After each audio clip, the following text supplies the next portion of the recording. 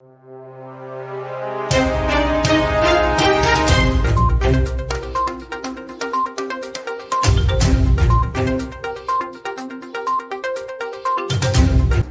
friends, welcome to War India News Hour. Today, we all have accounts in different social media platforms, but is more tweeting inviting more problems? The COVID-19 has impacted all of us in a very big way. There are serious economic issues which are garnering attention as slowly as our industries are coming to terms with themselves. The push towards a digital revolution has commenced with social distancing norms in place, restriction the way we used to do work. We could also call this period a black swan event wherein a few could have predicted the situation we are in today. If we do not adapt ourselves to this change and are not careful, the future will render us obsolete. The growth of social media and social circles has brought us extraordinary freedom, and at the same time, we are inviting risks to our privacy which could be compromised through advanced technology equipments like spy cams. According to research, over 61% of millennials get their political news from popular social media platforms. In days to come, TV and legacy media will cede power to the likes of Twitter, Google, YouTube, Instagram, and so on. Twitter has taken the world by a storm. It has become a catalyst in matters related to religion, politics, news, advertising, and so on. A report says that there are more than 320 million Twitter users today. There are 500 million tweets per day, translating to 6,000 tweets per second. Ever since Twitter has come into being, it has gravitated from being a social networking platform to a news portal. Today, every news channel has a Twitter account and there is posting of news every second. Twitter services is commendable and is a popular microblogging service that is used to read and write millions of short messages on any topic within a 140-word character limit. Influential users tweet their status and are retweeted, mentioned or replied to by their audience. The infodemic is as real as COVID-19. As with the virus, we must take every precaution to protect ourselves and our loved ones. So also, fake news shared on social media quickly becomes viral and can influence a large number of users. Let's look into today's headlines in War India. UPI and RuPay services to go global. National Payments Corporation of India, which regulates and facilitates digital payment activities in the Indian economy, has expressed plans to extend its services to overseas markets. Most commonly associated with the RuPay cards and the UPI transaction systems, the NPCI launched its international wing, NPCI International Payments Limited, that is NIPL. Adani is close to acquiring GVK's 51% in Mumbai International Airport.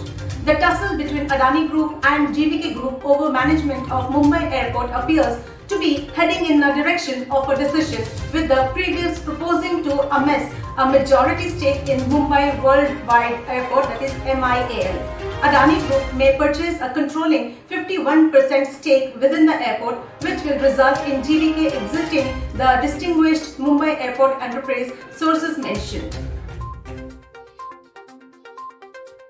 Adobe confirms Lightroom iOS photos erased due to update bug.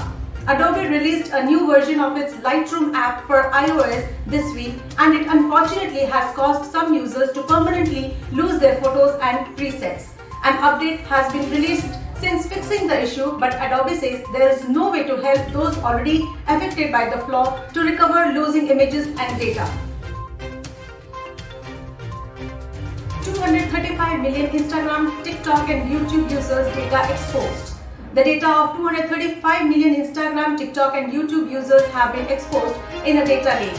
The data leak has been linked to a company named Deep Social. Its administrators then forwarded the disclosure to social media influencer data marketing company Social Data, which shut down the database after it was reported to them. Content to remove from Twitter rose to 55% in late 2019, says Twitter. India came fifth among countries that requested social media site Twitter to remove content that violated local laws. The government made 782 legal demands for content takedown in July to December 2019 period, and it is up by about 55% from the previous period. Twitter reported it complied with around 36% of those requests. FarEye raises $13 million from Fundamentum partnership KB Global. Logistics software provider FarEye has raised $13 million as an extension to its Series D investment led by Nandan Nilekani, led the Fundamentum Partnership and KB Global Platform Fund. The Noida-based startup has raised a total of $37.5 million in the round. FarEye had earlier raised $24.5 million led by Microsoft's M12 with participation from Honeywell Ventures among others. EdTech startup Lead School raises $28 million led by Westbridge Capital. Mumbai-based EdTech platform Lead School has raised $28 million in Series C funding led by Westbridge Capital. The round also saw participation from Lead School's existing investor Elever Equity. Founded by Sumit Mehta and Smita Deora, Lead School claims to have partnered with over 800 schools across over 10 states in India. We are impartial when dealing with content, says Ajit Mohan. Facebook has said it is an open, transparent and non-partisan platform after a Wall Street Journal reported claimed it didn't apply hate speech rules to a BJP leader.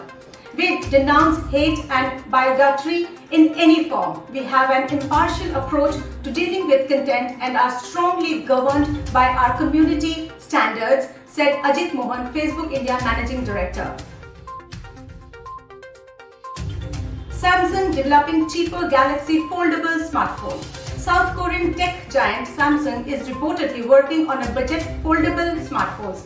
As for the data, the smartphone carries the model number SMF415. Not much is known about it at the moment except that it will come with 64GB as well as 128GB storage options in blue, green and black colors. Facebook starts merging Instagram and Messenger chats.